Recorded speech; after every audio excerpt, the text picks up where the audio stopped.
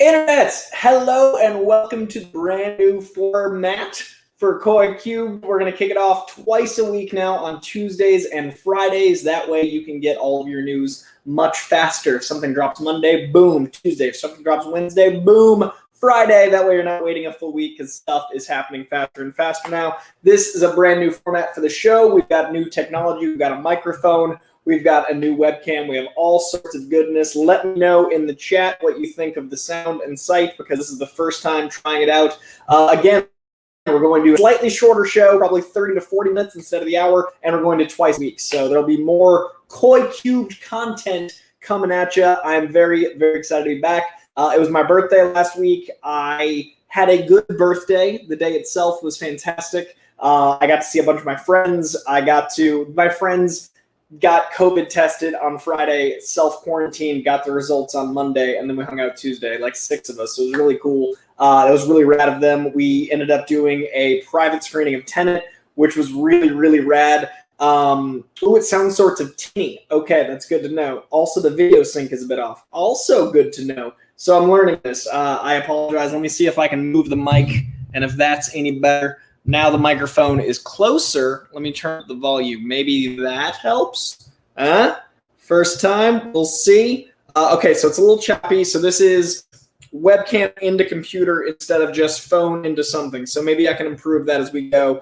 It's also a 2K webcam versus my 1080p phone, so it might just be more bandwidth than my computer likes to wield. But learning curve, as was the beginning of Coy Cube, will make it better and better every week. Thank you for the notes. Keep me posted on what's working and what isn't, and if that tweak just helped. Also, now that we're in StreamYard, I can hopefully bring in guests. I'm going to try to learn this program more and more as we go along because it is something I do not know. So anyway, enough talking about last week. Let's talk about right now. Let's get into the news. This has been more robust. Ooh, that's good. I thought you were going to say robotic, and that would have been unpleasant. I'm glad it sounds more robust.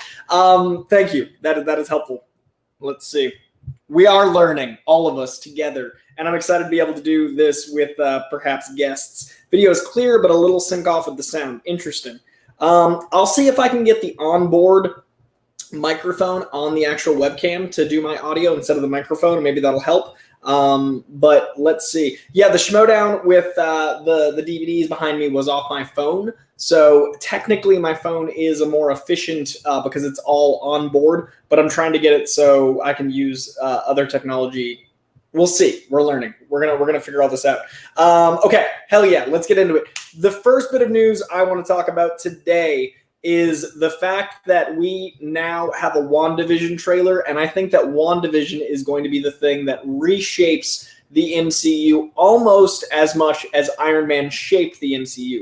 I think this show is going to change the genre, much like the Avengers changed the genre. WandaVision has the potential to be the first 8-hour movie we get out of the MCU, and as much love or hate the MCU, it is a very, very important trendsetter for all of entertainment.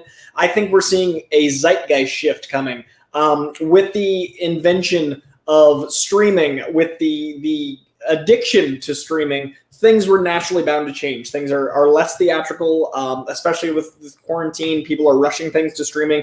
It was inevitable things landed at home more. I'm a theatrical guy. I really like that world, but I do like this middle ground like The Mandalorian gave us, where it's a budget spread out, a giant budget, but spread out over many, many hours, multiple directors, but made for the home screen. WandaVision looks like the budget is absolutely insane, but it's made for home. So we're going to get storylines much more like the comic books, much more serialized for us in the safety of our homes. Now, comic books are a weekly event. The comic books themselves comes out bi-weekly or monthly, but they are soap opera. They're long form. They're robust in that way.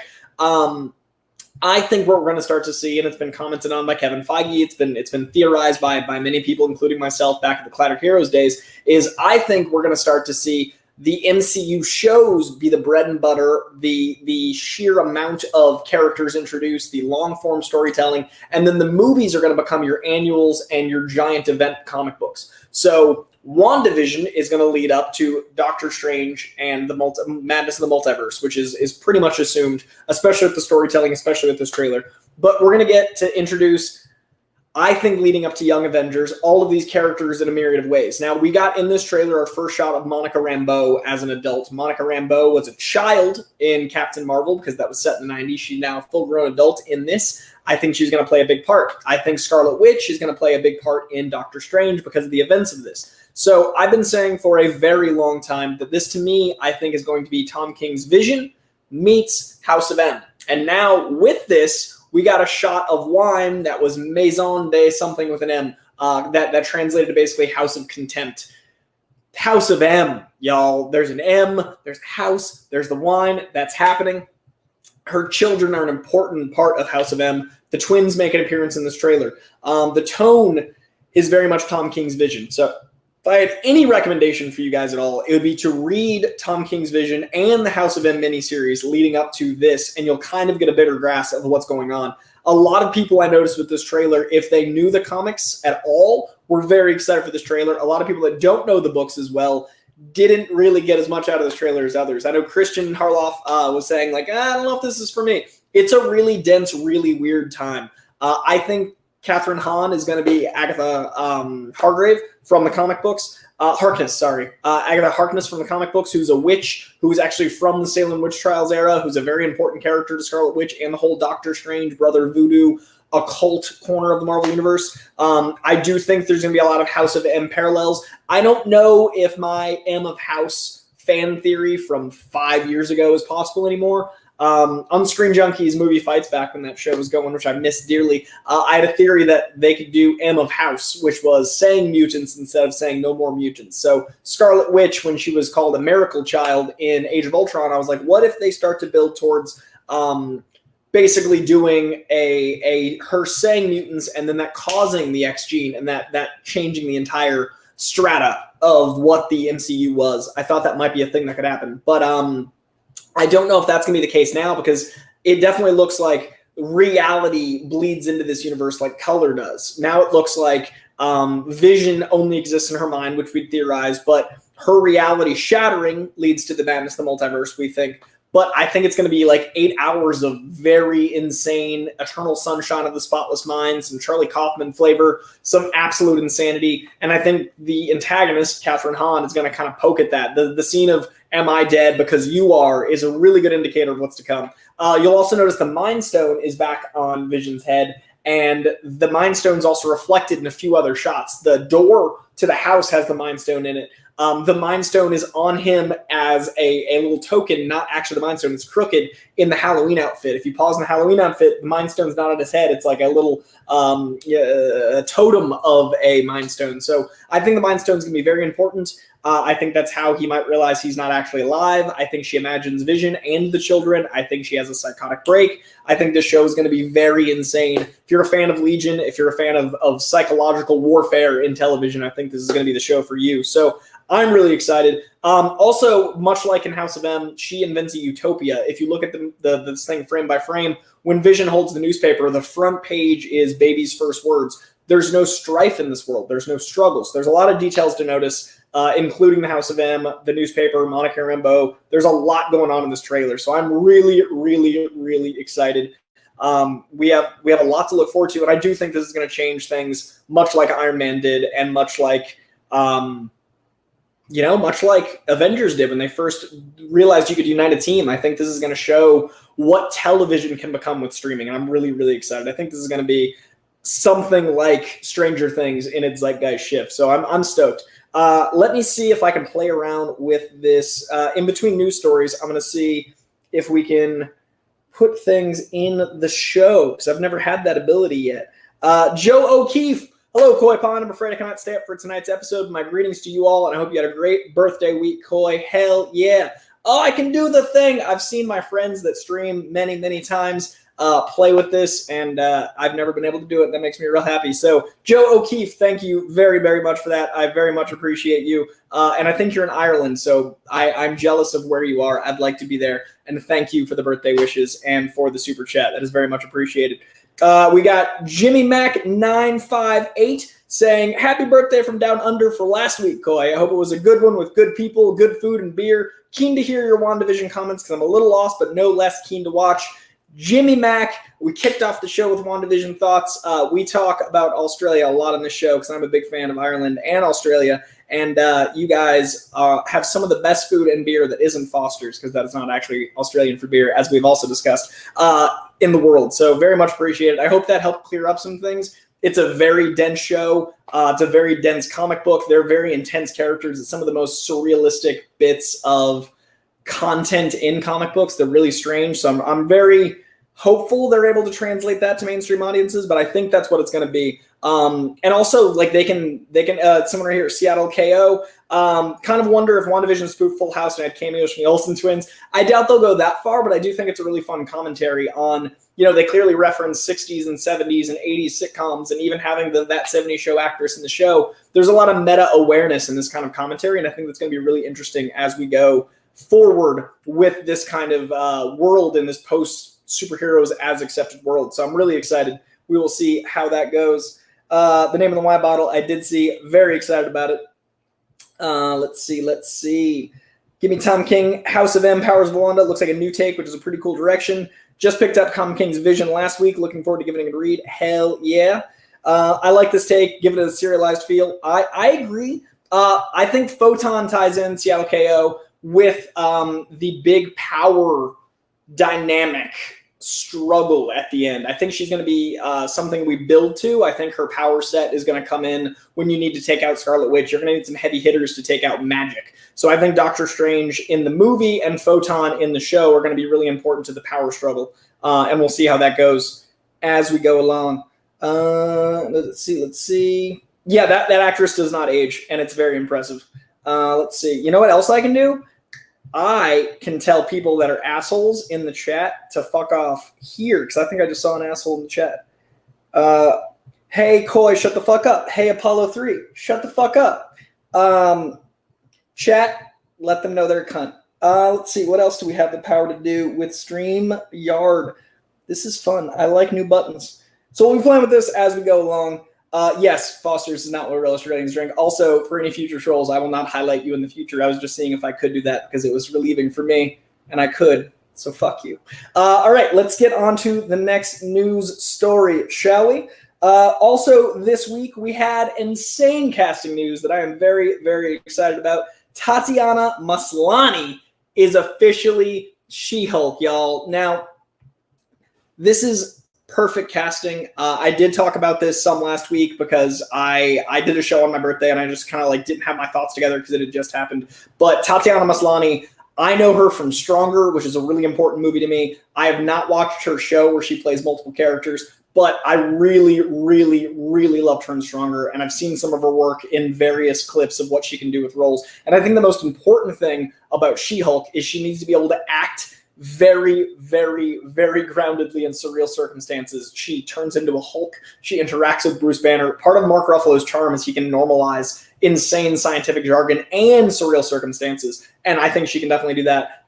She needs to be able to speak like a lawyer. I definitely think Tatiana Maslany can handle that kind of jargon and dialogue. We want this like Amy Sherman Palladino meets Aaron Sorkin flavor, so I think that's going to be really nice to hear of an actor of that caliber handle it.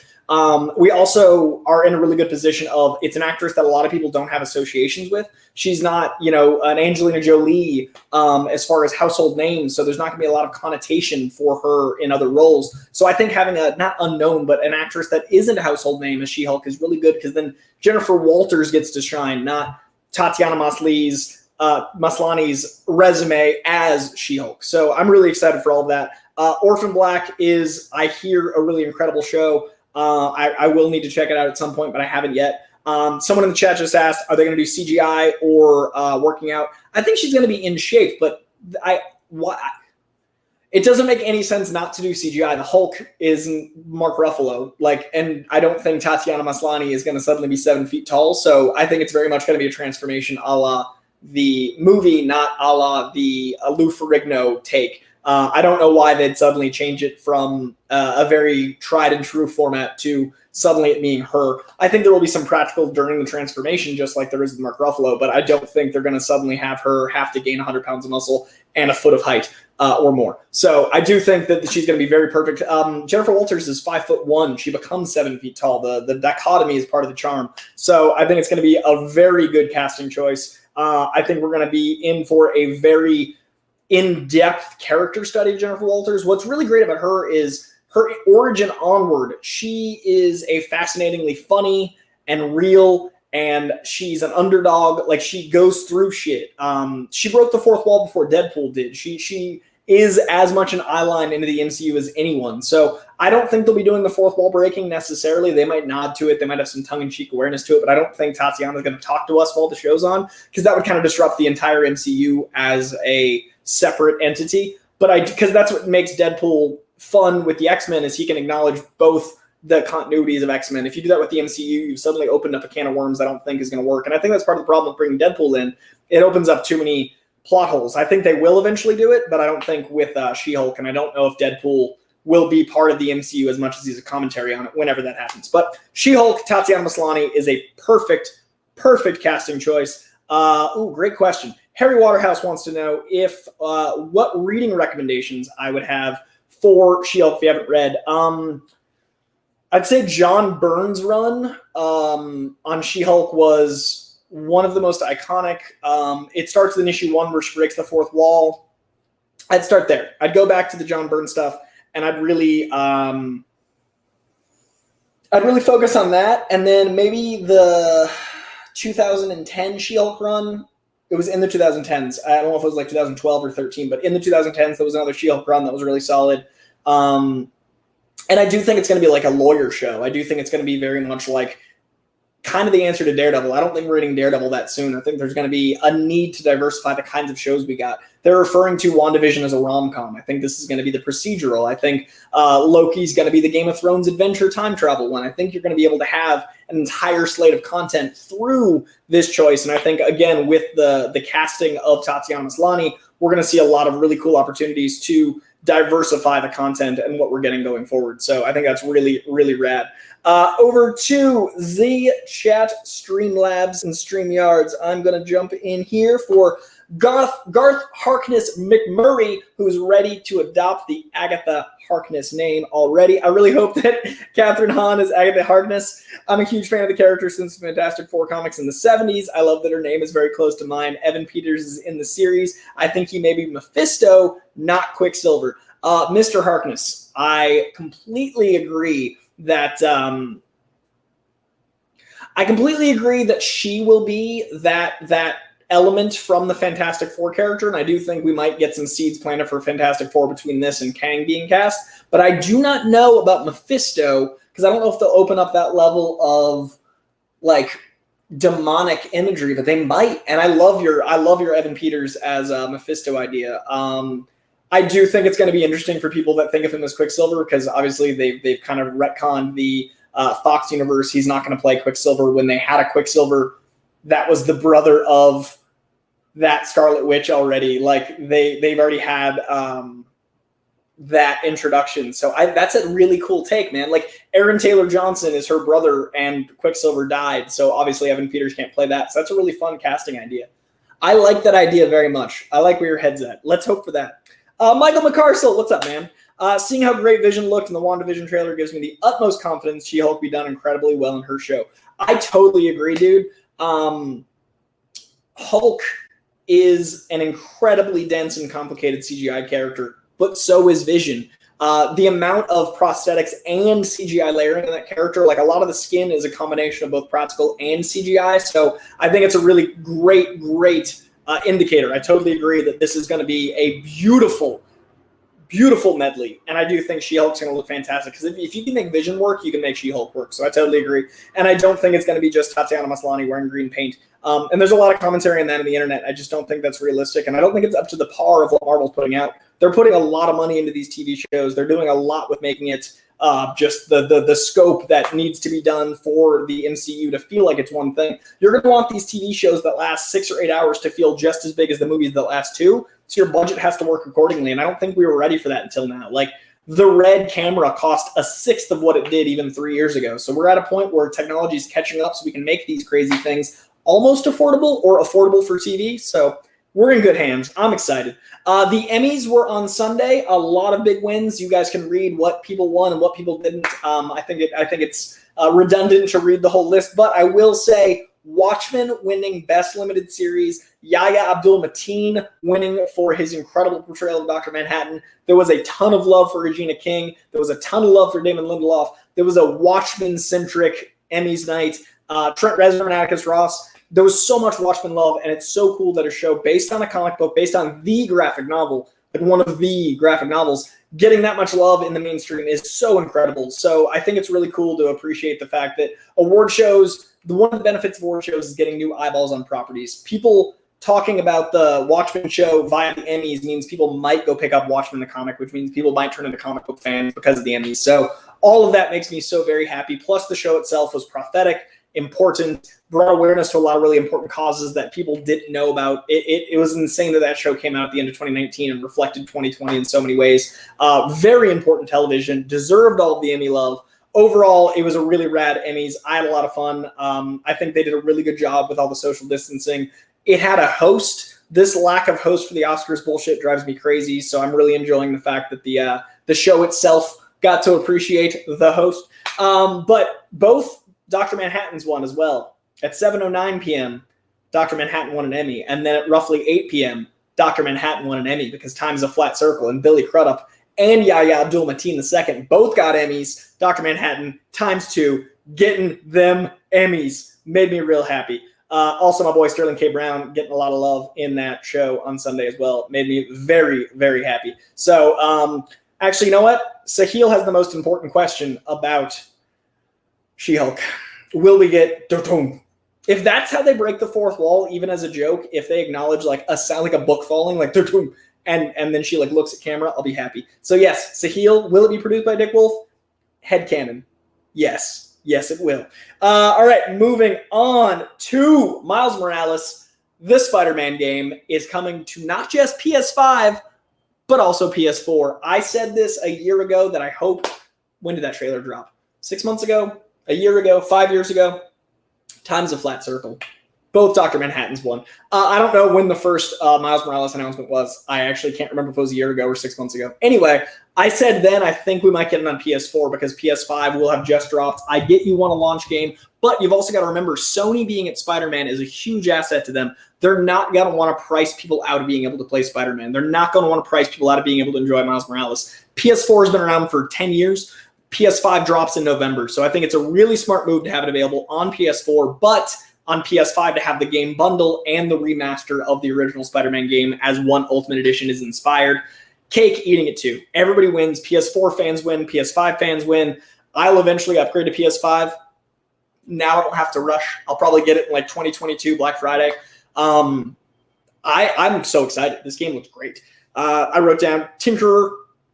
Tinkerer looks awesome. He's Ultimate Tinkerer. I'm really stoked to see what kind of like different villainy they get into with the science aspect. I love that the game leans into science. They're following the Doc Ock trail.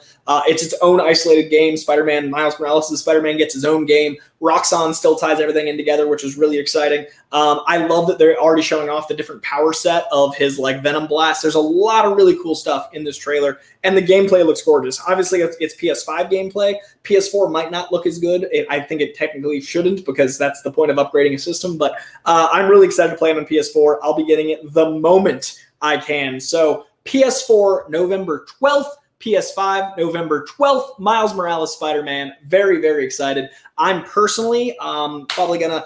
You guys were incredible with my birthday. I got a bunch of Super Chat and Streamlab love for my birthday show, so I've saved all the money, but I'm slowly parsing it out over Black Friday. Like, I bought myself an stationary bike with a bunch of it, and then I'm also going to get the Tony Hawk game once it's on sale on Black Friday, and I'll probably get this too with the birthday love y'all sent me. So I wanted to thank you directly for the birthday love and let you know where the money's going to go. It's going to go to Miles Morales Spider-Man on PS4, an exercise bike, so I can stay eating cookie dough more than I should. And I'm very excited to pick up Tony Hawk and play that. And it'll probably inevitably be on sale.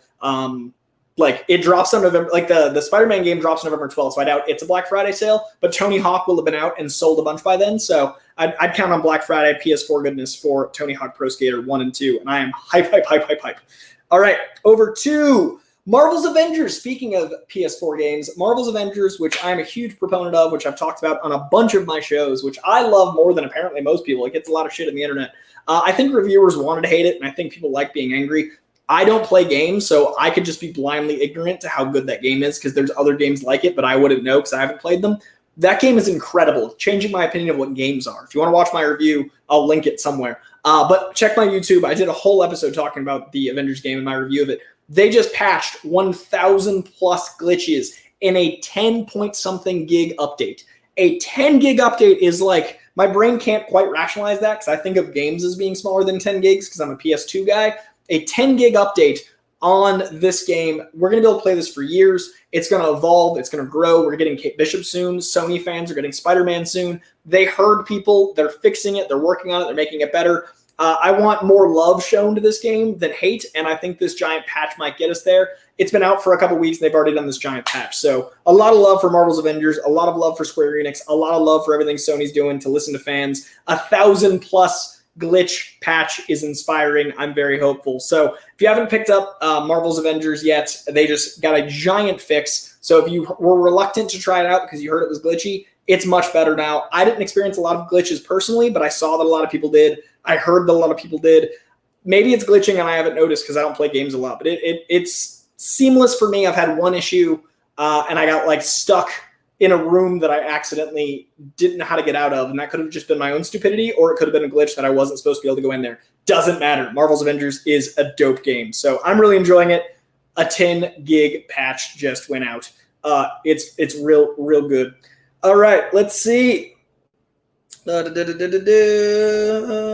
bit of news this week. Stranger Things Season 4 is looking to resume production this week. Stranger Things Season 4 had to halt production in March for COVID and all that craziness, and they were not done filming yet, but they were able to finish all of the scripts for the entire season in June, as they were all on hold. Usually the show writes as they're going along. They have all the scripts done as of June. Now, September 28th, I hear, they're going back into production. I am a giant Stranger Things fan. I cannot wait for Season 4. I loved Seasons 1 and 3. I liked Season 2. I just wanted to update you guys because I'm a huge Stranger Things fan. So Season 4 is back in action. Spoiler alert, David Harbour is back. They've revealed that. He's in Russia. What's happening? We don't know, but it's going to be 80s-tastic. The clothes are great. The vibes are awesome. The music's fantastic. I love that show so much. So Stranger Things Season 4, back in action, theoretically in 6 days from right now. On the other side of things, Supergirl is ending its run with Season 6. Supergirl is wrapping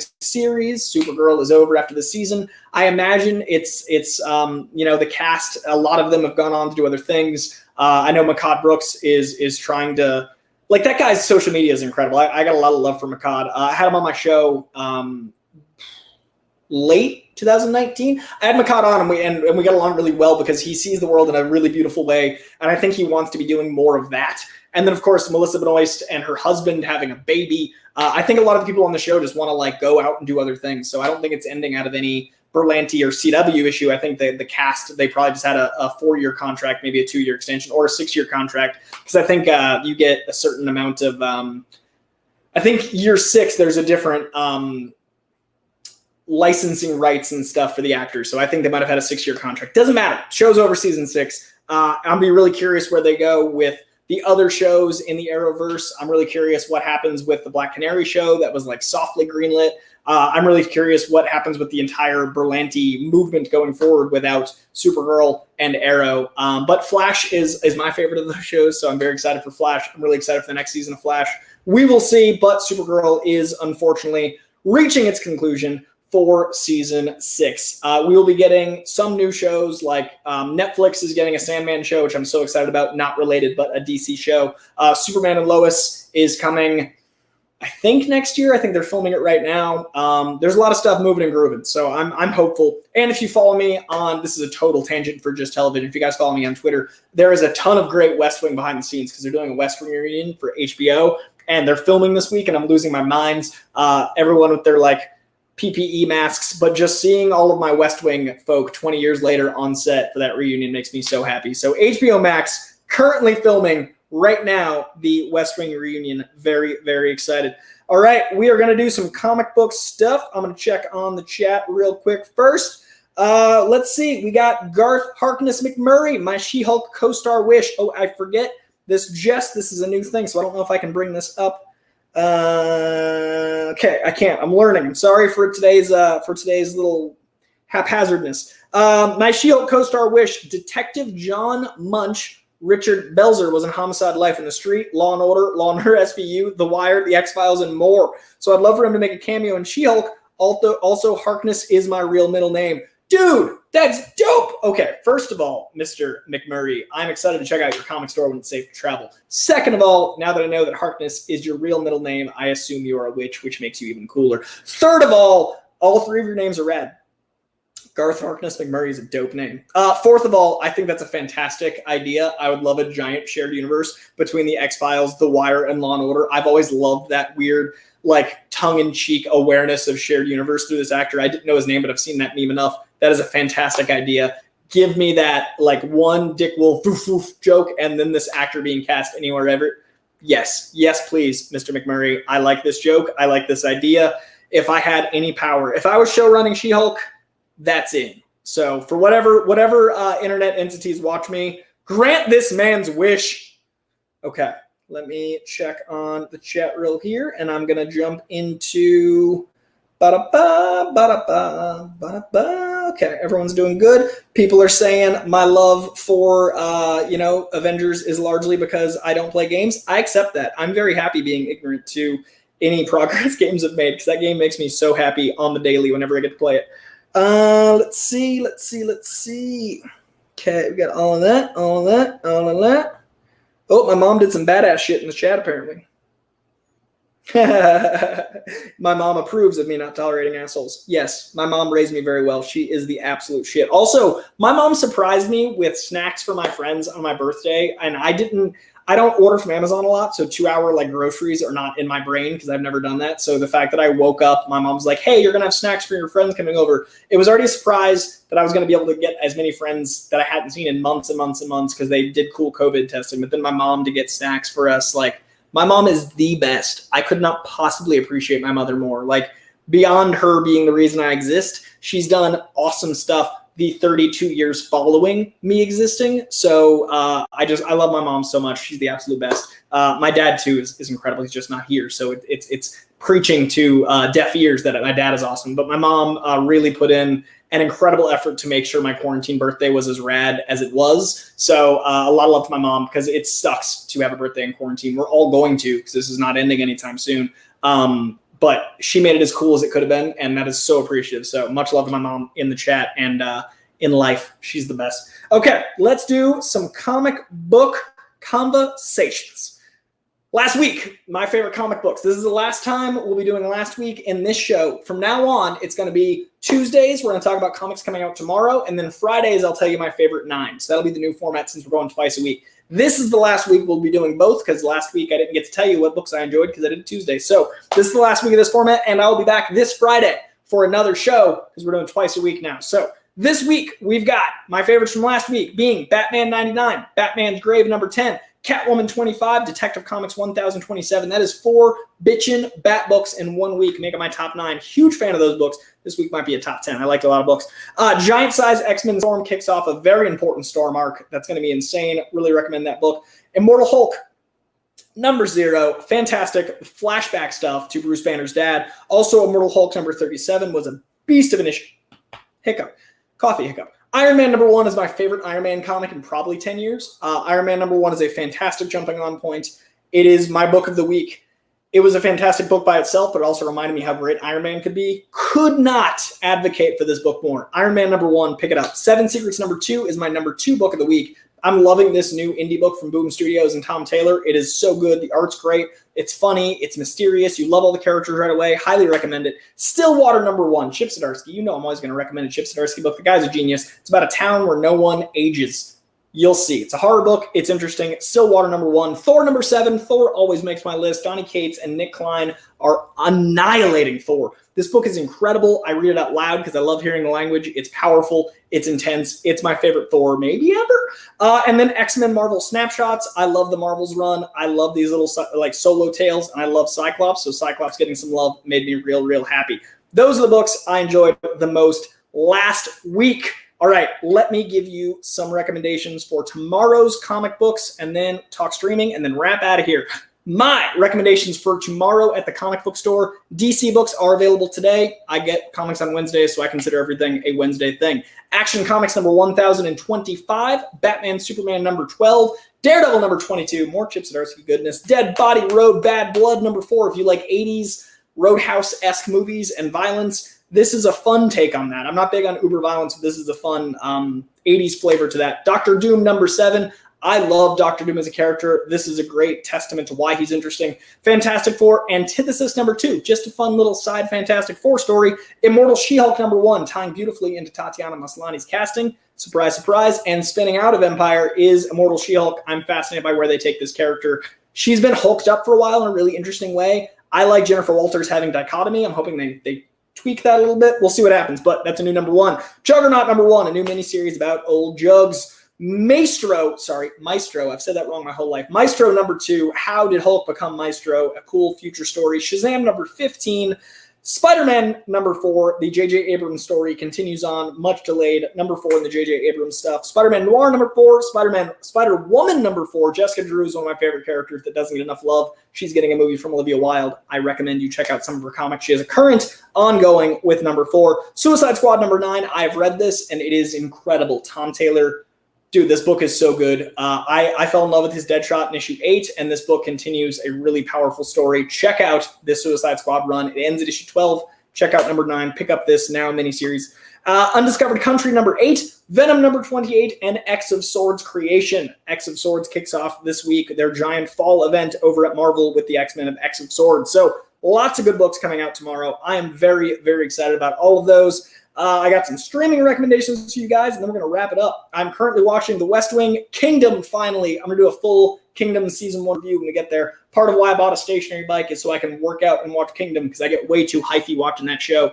For years, I've wanted to watch that show. It's got two of my favorite actors in it, Frank Grillo and Jonathan Tucker. And then I actually have mutual friends with Jonathan Tucker, who's been one of my favorite actors since Black Donnelly's. Much love for that man. Mutual friends were like, hey, you might know my buddy Jonathan Tucker. And I was like, no shit, I'm a big fan of Jonathan Tucker. And then he made an MMA show, and I didn't have DirecTV, so I couldn't watch that shit. Now it's on Netflix, and it's as good as I wanted it to be, waiting to see it for 5 years. That had a lot of hype, a lot of hope, and now it makes me want to train even harder. So I am on a stationary bike watching Kingdom, and I am very, very excited to dive more into that show. That was a long rant about a show I'm only 4 episodes into, but I am loving it so very much.